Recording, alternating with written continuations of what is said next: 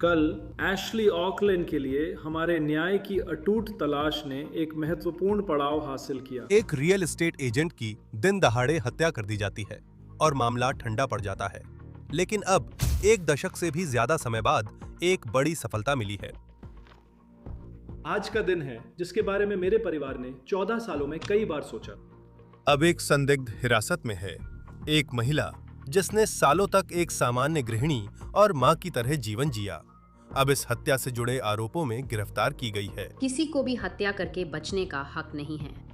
परिवारों को जवाब मिलने चाहिए और हर पीड़ित के लिए न्याय होना चाहिए। क्या सबूत है जो इस महिला को रहस्यमयी मौत से जोड़ता है, जब अभियोजक एक लंबी जटिल पहेली को जोड़ रहे हैं और आरोपी अपनी आजादी के लिए लड़ रही है? हम लॉ एंड क्राइम द्वारा प्रस्तुत इस मामले पर नजर डाल रहे हैं।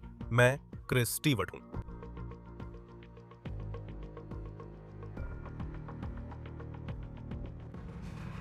दोस्तों, जल्दी से बताता हूं, बहुत सारे प्रोडक्ट्स हैं जो दावा करते हैं कि वे आपको बेहतरीन दिखने में मदद करेंगे, लेकिन यह जानना मुश्किल है कि वे सच में असरदार हैं या उनमें सही सामग्री है या नहीं। मैं हमारे स्पॉन्सर वैन मैन के बारे में बात करना चाहता हूं। मैं वैन मैन का पर्ल आई क्रीम इस्तेमाल कर रहा हूं। इससे मुझे तरोताजा महसूस होता है। वैन मैन का पर्ल आई क्रीम टैलो को वाइल्ड कॉट पर्ल पाउडर के साथ मिलाता है, जो त्वचा और आंखों की सेहत के लिए धरती पर सबसे पोषक तत्वों से भरपूर सामग्रियों में से एक है। इसमें super potent royal jelly, organic green tea और बेहतरीन एंटी एजिंग ऑयल्स जैसे फ्रैंकिनसेंस व गुलाब मिलाए हैं। ये इंग्रेडिएंट्स आप आसानी से बोल सकते हैं। मुझे पसंद है कि इसे इस्तेमाल करने के बाद मेरी त्वचा कितनी अच्छी दिख रही है। तो अपनी आंखों को वो देखभाल दें जिसकी वे हकदार हैं। vanman.shop/OTC पर जाएं और अपने पहले ऑर्डर पर 15% की छूट पाने के लिए OTC कोड का इस्तेमाल करें। वैनमैन, असली सामग्री, कोई अपवाद नहीं। अगर आपने कभी घर खरीदा है तो ओपन हाउस एक आम बात है। आप बाजार में बिक रहे किसी घर को देखने जाते हैं और वहां विक्रेता का एजेंट चीजों पर नजर रखने के लिए मौजूद हो सकता है। 2011 में इन्हीं ओपन हाउस में से एक में यह मर्डर मिस्ट्री शुरू हुई थी। 27 वर्षीय एशली ओकलैंड को उनकी शोक सूचना में दिल से एक देहाती लड़की बताया गया था, जो अपने पति और उनके पपी के साथ आयोवा के वेस्ट डेस मॉइन्स शहर में रहती थीं। उन्हें परिवार, दोस्तों संग समय बिताना, यात्रा, कॉन्सर्ट्स व गोल्फ पसंद था और वे अनेक चैरिटी व संगठनों से जुड़ी थीं। लेकिन तब उनका मुख्य जुनून फलता फूलता रियल एस्टेट करियर था। और चौंकाने वाली बात यह है कि वही सपना आखिरकार कुछ साल बाद उनकी मौत का कारण बना। एक हत्या जो सालों तक रहस्य बनी रही, शायद अब तक। अब जब आप सुनते हैं कि एशली कौन थीं, तो सोचते हैं कि कौन एक सुंदर, महत्वाकांक्षी और युवा महिला की जान लेना चाहेगा, जिसे सभी बहुत सम्मान देते थे। अभियोजकों के अनुसार यही वह महिला है, एक संदिग्ध 53 वर्षीय क्रिस्टन रैम्सी, जो आयोवा की रहने वाली शादीशुदा मां है। ऐसी महिला जिसके दोस्तों का कहना है कि वो कभी भी वैसा कुछ नहीं कर सकती जैसा उस पर आरोप लगाया गया है। लेकिन इस समय सबसे बड़ा सवाल ये है कि क्या इस महिला ने 2011 से ही कोई गहरा गहरा राज छुपा रखा था? क्रिस्टन रैम्से को पिछले महीने ओकलैंड की हत्या के आरोप में गिरफ्तार किया गया था। लेकिन पुलिस ने कैसे तय किया कि अब लगभग 15 साल बाद रैम्से को गिरफ्तार करने का समय है? और इस कोल्ड केस में अब जब ये जनता की नजरों में फिर से खुल रहा है, तो इसमें ताजा अपडेट क्या है? हम इन अहम तथ्यों पर जल्द चर्चा करेंगे, जिसमें आरोपी की जमानत की कोशिश भी शामिल है, जबकि उस पर हत्या का आरोप है।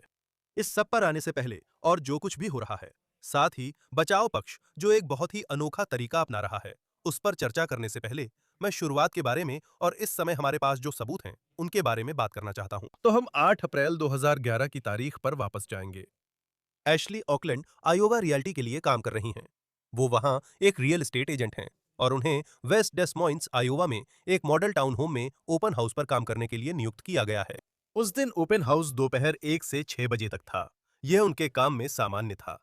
अभियोजकों के मुताबिक ओकलैंड ने दोपहर 2 बजे से ठीक पहले ईमेल भेजा था, उस दिन अपने कंप्यूटर से एक दोस्त को, और वे बस किसी असंबंधित सामाजिक योजनाओं के बारे में बात कर रहे थे। लेकिन वो ईमेल हमें दिखाता है कि उस समय के आसपास कुछ भी गलत नहीं लग रहा था, सब कुछ ठीक चल रहा था। ईमेल से पता चलता है कि वो परेशान नहीं थी, वो जिंदा थी और वो इस टाउन होम में मौजूद थी। ओपन हाउस शुरू हुए 1 घंटा हो गया था और अभियोजकों के मुताबिक तब तक सब सामान्य था, क्योंकि उसके बाद कुछ कथित तौर पर हुआ। यह अभियोजक हालिया अदालती दस्तावेज में घटनाक्रम का अपना विवरण देते हैं। उसी तारीख व समय पर एक गवाह और उसकी मां उस टाउन होम में थीं, जिसकी दीवार मॉडल होम से लगी थी। दोपहर 2 बजे के कुछ ही देर बाद गवाह ने मॉडल होम से 2 तेज आवाजें सुनी, जिन्हें धप जैसी आवाजों के तौर पर बताया गया। वे 3-4 सेकंड के अंतर पर थीं और जांचकर्ताओं के अनुसार ये आवाजें गोली चलने की थीं। दर्ज दस्तावेज में यह भी शामिल है कि कानून प्रवर्तन अधिकारियों ने घटनास्थल से 2 चली हुई 0.380 कैलिबर कारतूस के खोखे बरामद किए, जो बंदूक से चलाए जाने के अनुरूप हैं। अब अभियोजकों के अनुसार यहीं आरोपी क्रिस्टन रैमसी की भूमिका सामने आती है। उनका कहना है कि मॉडल होम रॉटलैंड होम्स नामक विकास एजेंसी के स्वामित्व में था और वहीं रैमसी सेल्स मैनेजर के रूप में काम करती थीं। तो ये जानकर आप समझ सकते हैं कि उस दिन ओपन हाउस के लिए रैमसी उसी जगह पर क्यों हो सकती थीं, जहां एशली ओकलैंड थीं। अब देखते हैं कि अभियोजक क्या कह रहे हैं। आवाजें सुनने के बाद गवाह ने मॉडल होम के सामने के दरवाजे के बाहर आरोपी को देखा। कुछ देर बाद गवाह ने अपने घर की दूसरी मंजिल से आरोपी को गाड़ी के पास मोबाइल पर टहलते देखा। आरोपी के फोन से की गई कॉल रोटलैंड होम्स के एक सहकर्मी को की गई थी और ये पुष्टि हुई कि ये कॉल गवाह द्वारा तेज आवाजें सुनने के 2 मिनट के भीतर ही की गई थी। इसके बाद गवाह ने देखा कि आरोपी तेज रफ्तार और असामान्य तरीके से अपनी गाड़ी को पीछे ले गया और वहां से चला गया। तो इस गवाह ने कथित तौर पर देखा कि आरोपी मॉडल घर के सामने के दरवाजे के बाहर अपनी गाड़ी के पास टहल रहा था, अपने एक सहकर्मी को फोन कर रहा था। यह सब उन कथित गोलियों की आवाज के कुछ मिनट बाद हुआ, जो घर के अंदर चली थीं, और फिर वो असामान्य तरीके से गाड़ी चलाकर वहां से चला गया। अब याद रखिए, यह सिर्फ एक गवाह का बयान है, बस इतना ही। लेकिन अगर अभियोजक ये साबित कर दें कि ये सच है, तो निश्चित रूप से ये कुछ सवाल जरूर खड़े करता है। लेकिन बड़ा सवाल यह है कि उनके पास और क्या सबूत हैं। अब दाखिल किए गए दस्तावेज के अनुसार ये व्यक्ति जो गवाह है वो बहुत चिंतित है, क्योंकि उसने ये सब होते हुए देखा। उस महिला को तेज रफ्तार से गाड़ी चलाते हुए जाते हुए देखा और फिर गवाह मॉडल घर के अंदर जाता है और तभी उसे एक भयावह दृश्य दिखता है। उन्हें एशली ऑकलैंड जमीन पर बेहोश मिली। फिर उस गवाह ने 911 पर कॉल किया। चिकित्साकर्मी वहां पहुंचते हैं और फिर आरोपी कथित तौर पर थोड़ी देर बाद उस टाउन होम के इलाके में वापस लौटता है। तो आयोवा के पोल काउंटी मेडिकल एग्जामिनर की ऑटोप्सी के अनुसार ओकलैंड की मौत का कारण कई गोली लगने की चोटें थीं और उनकी मृत्यु की प्रकृति हत्या थी। पता चला कि उसे करीब से एक बार छाती में और एक बार चेहरे पर गोली मारी गई थी। अब आप ये सब सुनकर सोच रहे होंगे, क्योंकि एक गवाह है और फिर ये गवाह कह रहा है कि रैमसी कथित तौर पर पास में था। और वहां कौन था? क्या ओपन हाउस में और लोग भी थे जब ये हुआ? यही बात अभियोजकों की याचिका में है। मॉडल होम के पास जहां ओकलैंड को गोली लगी थी, वहां उस घर से जुड़ा कोई और नहीं दिखा। टाउन होम के लिविंग एरिया के सभी दरवाजे और खिड़कियां बंद या कुंडी लगी हुई पाई गईं। मॉडल होम में जहां मिस ऑकलैंड मिली थीं, वहां कोई भी फर्नीचर या अन्य वस्तु ऐसी नहीं थी जो गवाह द्वारा बताई गई धप जैसी आवाजों से मेल खाती हो। यानी वहां कोई पलटा हुआ फर्नीचर, टूटा हुआ कांच या कोई और नुकसान नहीं था। कोई संघर्ष के निशान नहीं थे। तो अगर ये सच है, तो आपको ये सोचना पड़ेगा कि कथित हत्यारे ने, चाहे वो कोई भी हो, क्या उसने इस बात का फायदा उठाया कि एशली ओकलैंड, ये रियल एस्टेट एजेंट, वो अकेली थी। वो इस मॉडल होम में ओपन हाउस के लिए थीं। यही मौका था जिसका कथित हत्यारे ने अपराध के लिए इस्तेमाल किया। और ये तथ्य कि इस घर के अंदर बाकी सब कुछ सही सलामत था, ये संकेत देता है कि ये कोई डकैती या घर में घुसपैठ जैसी घटना नहीं थी। जाहिर है, इस समय ये सिर्फ अटकलें हैं, क्योंकि इस मामले में मकसद अभी तक सामने नहीं आया है। यह स्पष्ट नहीं है कि कानून प्रवर्तन एजेंसियों को इस मामले में किसी मकसद का पता है या नहीं। अब जब रैमसी को इस साल मार्च में गिरफ्तार किया गया, तो ये एशली ओकलैंड के मृत पाए जाने के लगभग 15 साल बाद था। हमने क्रिस्टन रैमसी की तस्वीरें देखीं। उन्हें जानने वालों के लिए उनकी गिरफ्तारी बिल्कुल अप्रत्याशित थी, क्योंकि वो सामान्य जीवन जी रही थीं। उन्होंने अपने पति के साथ एक बच्चे की परवरिश की जो अब कॉलेज में है। वे फुटबॉल मैच देखते हैं। लेकिन जब आप ये सुनते हैं तो ये इतना बड़ा आश्चर्य नहीं लगता। यह दिलचस्प बात यह है कि अभियोजकों ने कहा रैमसे इस मामले में नया संदिग्ध नहीं है। असल में अधिकारियों के अनुसार उनसे जांच के दौरान कई बार पूछताछ की गई थी, लेकिन उन्होंने घटना वाले दिन अपनी मौजूदगी और अन्य घटनाओं के बारे में विरोधाभासी बयान दिए थे। अब अभियोजकों ने कहा कि रैमसे के बयान भी अन्य गवाहों के बयानों से मेल नहीं खाते थे। तो सिर्फ यही बात अभियोजकों के लिए एक चेतावनी है, लेकिन उसे एशले ओकलैंड की कथित हत्या के लिए सजा दिलाने के लिए सिर्फ शब्दों से ज्यादा और भी सबूतों की जरूरत होगी। तो चलिए 2011 में वापस चलते हैं और एशले की मौत के 1 महीने से थोड़ा ज्यादा बाद हम 11 मई पर आते हैं। तभी रैमजी के घर पर तलाशी वारंट पर अमल किया गया था। अभियोजकों के अनुसार अधिकारियों ने कई आग्नेयास्त्र, अवैध पदार्थ और हिंसा की धमकी वाले पोस्टर जैसी चिंताजनक चीजें पाईं। हमने उन पोस्टरों की तस्वीरें तो नहीं देखी हैं, लेकिन वे क्रिस्टन रैमजी के बचाव पक्ष द्वारा पेश की गई छवियों और पिछले 15 वर्षों में उनकी जिंदगी कैसी रही, उससे काफी अलग हैं। अब हम थोड़ी ही देर में इस बारे में और जानेंगे कि बचाव पक्ष क्रिस्टन रैमजी को यहां किस तरह से पेश करने की कोशिश कर रहा है। यह एक और चौंकाने वाली बात है। प्रतिवादी के घर पर दूसरा तलाशी वारंट सिर्फ पिछले महीने लागू किया गया था। हम 15 साल बाद यानी 2026 की बात कर रहे हैं और अधिकारियों के अनुसार समान प्रकृति की वस्तुएं भी बरामद की गईं। तो यह स्पष्ट नहीं है कि कौन सी विशेष वस्तुएं ऑकलैंड की हत्या से संभावित रूप से जुड़ी हुई हैं। इस समय बहुत से सवालों के जवाब नहीं मिले हैं। मकसद और संबंध को लेकर भी कई सवाल हैं। क्या आप जानते हैं किस वजह से क्रिस्टन रैमसे कानून प्रवर्तन एजेंसियों की नजर में संदिग्ध बनी?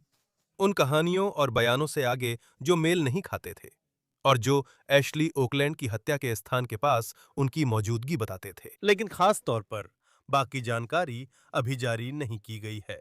और ये तथ्य कि इन तलाशी वारंटों का उल्लेख उस फाइलिंग में किया गया है जिसे अभियोजकों ने अदालत में पेश किया, ये दिखाता है कि वे संभवतः अपने केस के दौरान इन सब बातों को सामने लाने की योजना बना रहे हैं। तो चलिए अब आगे बढ़ते हैं। 17 मार्च 2026 को एक ग्रैंड जूरी ने क्रिस्टन रैमसी पर फर्स्ट डिग्री मर्डर का आरोप लगाया, लगभग 15 साल बाद, जब एशली ओकलैंड की हत्या हुई थी और रैमसी को हिरासत में ले लिया गया। 8 अप्रैल 2011 को उसकी मौत के बाद से जवाबों की तलाश ने परिवार, दोस्तों, सहकर्मियों और हमारे सेंट्रल आयोवा समुदाय पर भारी बोझ डाला है। इसके अलावा एशली की कहानी ने पेशेवर रियल्टर्स के एक बहुत डरे हुए समुदाय को परेशान किया है, जिन्होंने हमेशा के लिए ये बदल दिया है कि वे ओपन हाउस कैसे आयोजित करते हैं और रोज़मर्रा में अपना कामकाज कैसे चलाते हैं। आप में से कुछ जिनकी ओर से आज यहाँ वह मीडिया मौजूद है जिसने सालों तक इस मामले को कवर की या 2011 में हत्या स्थल पर थे, उन्होंने भी यह बात साझा की है। एशली की हत्या की घटना ने आपको गहराई से प्रभावित किया। ये उन मामलों से कहीं ज़्यादा था जिन्हें आपने वर्षों तक कवर किया है। जहाँ तक हमारी जांच टीम की बात है, जिसने पिछले 15 सालों से एशली के केस को खुला रखा है और हज़ारों सुरागों पर काम किया है। जनता से मिले सुराग और जांच के दौरान इकट्ठे सबूतों की समीक्षा करते हुए एशली की कहानी ने हम सब की नींद उड़ा दी। हम बार बार घटनाओं को सोचते रहे, उस एक गुमशुदा कड़ी की तलाश में रहे जो सब कुछ जोड़कर हमें सही दिशा में ले जाए और जिम्मेदार व्यक्ति की पहचान करा सके। जांचकर्ताओं की इस केस को सुलझाने की लगन और अटूट प्रतिबद्धता हमेशा से एशली और उसके परिवार के लिए न्याय रही है। कल 17 मार्च 2026 को वेस्ट डेस मोइन्स पुलिस के जासूसों ने बिना किसी घटना के 53 वर्षीय क्रिस्टन रैमसी को गिरफ्तार किया। उन्हें अभी डैलस काउंटी जेल में रखा गया है। डैलस काउंटी की ग्रैंड जूरी ने उन पर प्रथम श्रेणी की हत्या का औपचारिक अभियोग लगाया है। इस समय किसी और गिरफ्तारी की संभावना नहीं है। यह गिरफ्तारी महत्वपूर्ण है, लेकिन हमारा काम बाकी है। अब मामला आपराधिक अभियोजन की ओर बढ़ेगा। मैं चाहता हूं कि हर कोई जान ले कि डैलस काउंटी अटॉर्नी का कार्यालय एशली ओकलैंड उनके परिवार और डैलस काउंटी में अपराध के सभी पीड़ितों के लिए न्याय दिलाने के लिए प्रतिबद्ध है। मैं स्वयं इस मामले की पैरवी करूंगा, जिसमें मेरी मदद करेंगे सहायक अटॉर्नी जनरल स्कॉट ब्राउन और सहायक काउंटी अटॉर्नी एंड्रिया लोविक। चूंकि मामला अभी विचाराधीन है, इसलिए हम अपनी पैरवी के विवरण पर चर्चा नहीं कर सकते। मैं बता सकता हूं कि सबूत सुनने के बाद डैलस काउंटी की ग्रैंड जूरी ने क्रिस्टन रैमसी पर एशली ओकलैंड की हत्या के अभियोग को मंजूरी दी है। न्याय प्रणाली में आरोपी को दोष सिद्ध होने तक निर्दोष माना जाता है। रैमसे को डेलस काउंटी जेल में $2 मिलियन की केवल नकद जमानत पर दाखिल किया गया था, जो इस मामले में लगातार बहस का विषय रहा है। केसीसीआई द्वारा उद्धृत अदालत के दस्तावेजों के अनुसार रैमसे ने अपनी रिहाई के लिए जमानत राशि घटाकर $1 लाख करने और उसमें से 10% जमा करने का विकल्प मांगा था। अब उन शर्तों के तहत रैमसे ने कहा कि वो जीपीएस मॉनिटरिंग, कर्फ्यू ट्रायल से पहले निगरानी और अपना पासपोर्ट जमा करने के लिए तैयार हैं।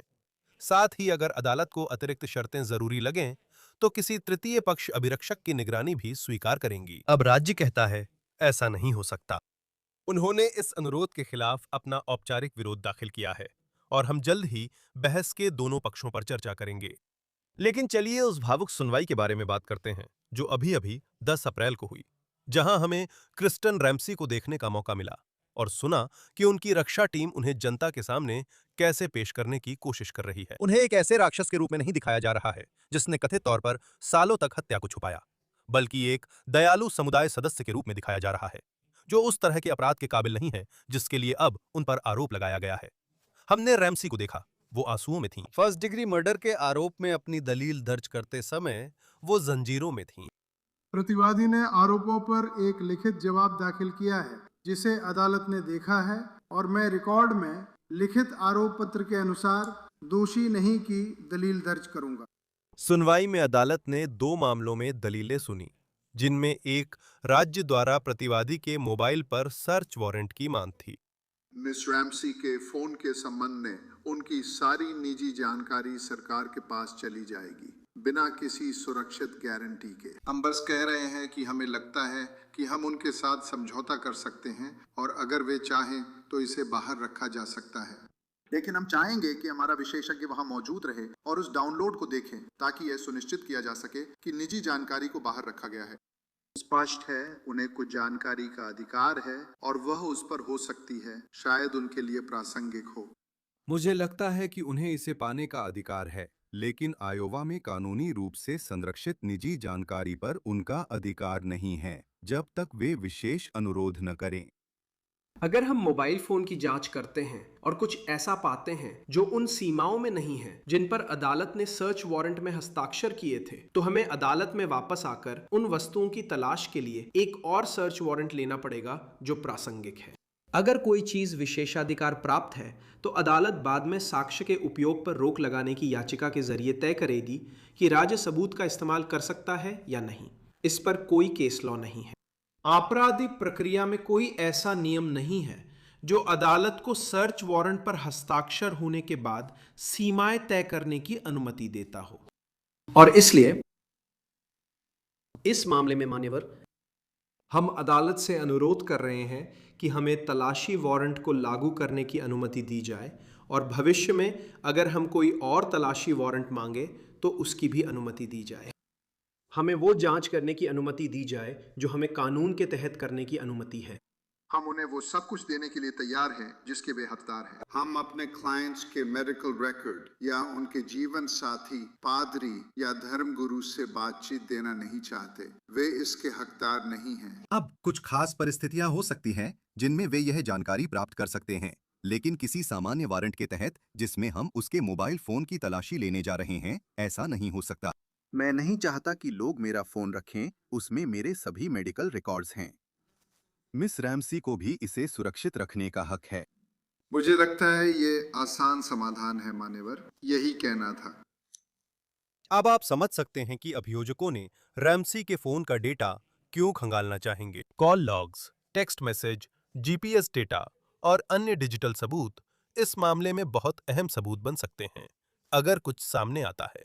लेकिन आपको ये भी सोचना चाहिए कि तकनीक कितनी बदल गई है, खासकर जब बात 2011 के मोबाइल फोनों की हो। लेकिन साथ ही, जैसा कि बचाव पक्ष ने तर्क दिया है, जो जानकारी निजी और संरक्षित मानी जाती है, वो इस खास मामले में राज्य के लिए सबूत जुटाने में एक बाधा बन सकती है। अब उम्मीद की जा रही है कि जज इस हफ्ते के किसी समय रैमसी के मोबाइल फोन से जुड़े सर्च वारंट पर फैसला सुनाएंगे और हम वहां क्या होता है इस पर करीबी नजर रखेंगे। हालांकि सुनवाई का अधिकांश हिस्सा वास्तव में उस तर्क पर केंद्रित था जो रैमसी के जमानत राशि कम करने के अनुरोध के इर्द गिर्द था, ताकि वो मामले की कार्रवाई के दौरान घर जा सके। और बचाव पक्ष ने यहां तक कि रैमसी के कथित अच्छे चरित्र के बारे में गवाही देने के लिए 3 गवाहों को कटघरे में बुलाया। वो शुरू से ही छठी कक्षा से बहुत प्यारी इंसान थी, बहुत अच्छी, देखभाल करने वाली, दयालु, निस्वार्थ इंसान। वो किसी के लिए कुछ भी कर सकती थी। क्या आपको लगता है कि कृषि समुदाय के लिए कोई वास्तविक खतरा पैदा करती हैं? नहीं। मिडिल स्कूल, जूनियर हाई और हाई स्कूल के दौरान आपने कृषि में जो गुण और मूल्य विकसित होते और दिखते देखे, उनके आधार पर क्या आपको लगता है कि वह किसी भी तरह से भाग जाएगी या अपनी आवश्यक अदालत में पेशी पर नहीं आएगी? नहीं। अगर अदालत हमारी अपील स्वीकार कर जमानत राशि कम कर दे, तो क्या आपको लगता है या आपको कोई आपत्ति है कि कृषि आपके शहर में, जहां आप 18 साल से रह रहे हैं, उसी मोहल्ले में वापस आ जाए? इसका सबसे अच्छा जवाब ये है, मेरे पोते पोतियां मेरे बेटे और बहू के घर में बड़े हुए हैं और उनकी देखभाल मैं और मेरी पत्नी करते थे। और 2 शिक्षकों के रूप में आप ज्यादा छुपा नहीं सकते, और अगर मुझे पता चलता कि उस घर में कुछ हो रहा है तो उसे वहां रहने की इजाजत नहीं दी जाती। मैं अपने बेटे और उसकी पत्नी के पास जाता और वे मना कर देते। क्या आप अपने अनुभवों और पिछले 18 वर्षों में कृषि के अपने अवलोकनों के आधार पर मानते हैं कि वह आपके समुदाय के लिए किसी प्रकार के नुकसान का खतरा पैदा करती है? मुझे कहना होगा, वो उस शहर का आखिरी इंसान है जिसे मैं सोचता कि इसमें शामिल होगी। आप कृषि के स्वभाव को कैसे बताएंगे? वह सबसे स्नेही इंसान है जिन्हें मैं जानती हूँ। वो बहुत देखभाल करने वाली है, वो बहुत दयालु है, वो दूसरों का बहुत ख्याल रखने वाली है। क्या उनके बचपन में कोई दुश्मन थे? नहीं। क्या बचपन में उनमें बगावती स्वभाव था? नहीं। हमने अदालत से जो अनुरोध किया था, उनमें से एक ये था कि अगर कृषि को समुदाय में जमानत पर रिहा किया जाता है तो उसके लिए एक संरक्षक नियुक्त किया जाए। क्या आप संरक्षक के रूप में सेवा देने के लिए तैयार होंगे? हाँ।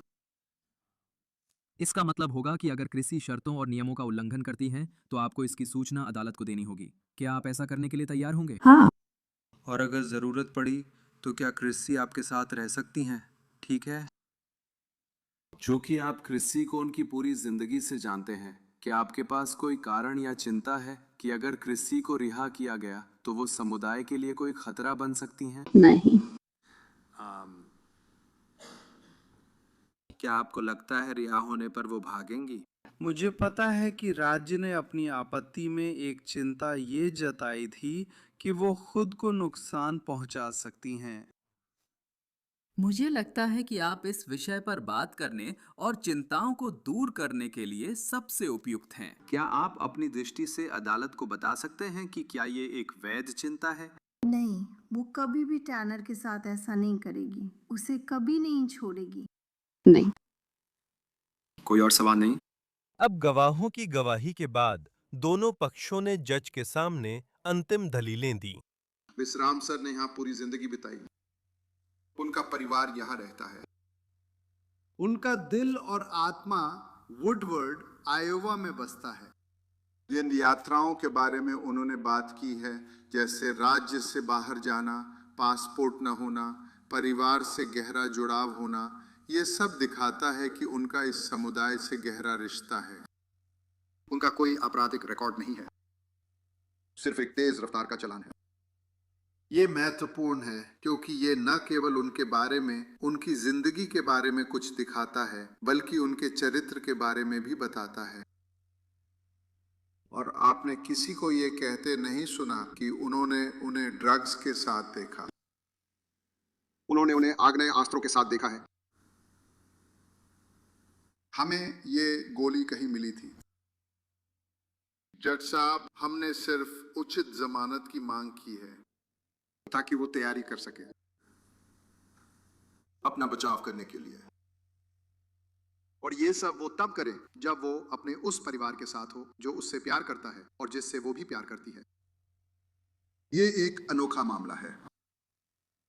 ये एक अनोखा मामला है और हम आपसे अनुरोध कर रहे हैं जज साहब कि आप बॉन्ड के मुद्दे पर पेश किए गए सबूतों को ध्यान में रखें और हमें एक उचित बॉन्ड दें। हम आज बस यही चाहते हैं। धन्यवाद जज साहब। यह क्लास फेलनी है।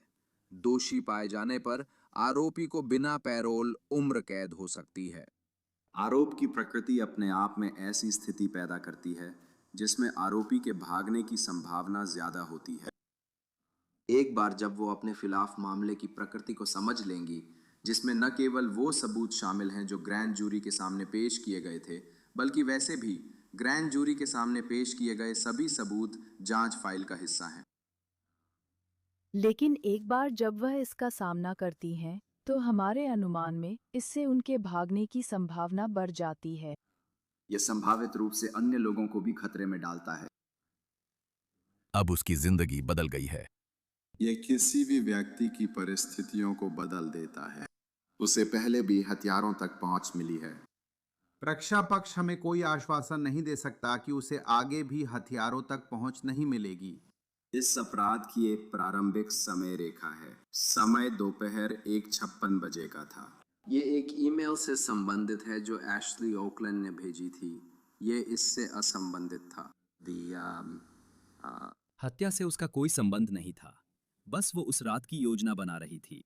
और फिर इसके बाद एक 911 कॉल की जाती है। यह एक बहुत कम समय का अंतर है। इस बात को ध्यान में रखते हुए उस गवाह के साथ जिसने क्रिस्टन रैमसी को उस इलाके में देखा था और उसके वो बयान जो उसने पुलिस को दिए, जिन्हें सबसे अच्छा शब्द असंगत ही कहा जा सकता है। इस मामले की प्रकृति और परिस्थितियां अधिक जमानत राशि की मांग करती हैं और हम यही निवेदन करेंगे कि अदालत इसे वहीं बनाए रखे। शुरू में इसे केवल $2 मिलियन नकद पर रखा गया था और हम चाहेंगे कि ये वहीं बना रहे। अब न्यायाधीश ने कहा कि वह अदालत में तर्कों पर विचार करने के बाद अपना निर्णय लिखित रूप में प्रस्तुत करेंगे, लेकिन उन्होंने रिकॉर्ड पर वकीलों के लिए यह बात छोड़ दी। अपने निर्णय में यह महत्वपूर्ण है कि जनता को पता हो कि जमानत का उद्देश्य किसी को दंडित करना नहीं है। आरोपी को निर्दोष माना जाता है। दूसरी ओर यह मानने के पर्याप्त आधार पाए गए हैं कि आरोपी ने बहुत गंभीर अपराध किया है। मुझे यह भी रोचक लगा।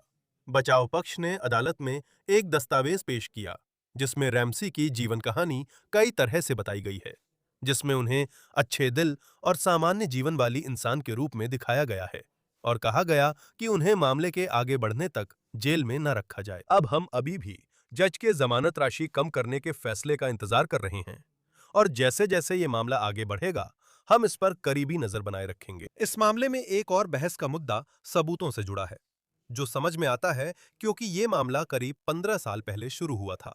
केसीसीआई की रिपोर्ट के अनुसार इस हफ्ते दायर डिफेंस मोशन में आरोप है कि अभियोजन पक्ष ने बताया कि कानून प्रवर्तन ने मिस ऑकलैंड की मौत के बाद सबूत या केस की जानकारी खो दी या नष्ट कर दी, जो बड़ा दावा है। रिपोर्ट के अनुसार डिफेंस ने अब तक मामले में राज्य द्वारा अब तक साझा की गई सभी सामग्री और जांच संबंधी जानकारी के अलावा कथित तौर पर नष्ट किए गए किसी भी सबूत के बारे में शपथ पत्र मांगे हैं। तो यह अभी भी बहुत से सवाल हैं जिनके जवाब दिए जाने बाकी हैं। जैसे जैसे कानूनी प्रक्रिया आगे बढ़ेगी हम नजर रखेंगे, लेकिन जो हमें पता है वो ये है कि अगली सुनवाई, जो कि एक स्टेटस कॉन्फ्रेंस है, 19 जून 2026 के लिए तय की गई है और पक्षों ने 11 जनवरी 2027 को ट्रायल की तारीख तय करने पर सहमति जताई है। लॉ एंड क्राइम के ऑन द केस में फिलहाल इतना ही। हमें YouTube, Spotify पर सब्सक्राइब करें। हम पीकॉक पर भी स्ट्रीम हो रहे हैं। मैं क्रिस स्टीवर्ट हूं। हम आपसे अगली बार मिलेंगे।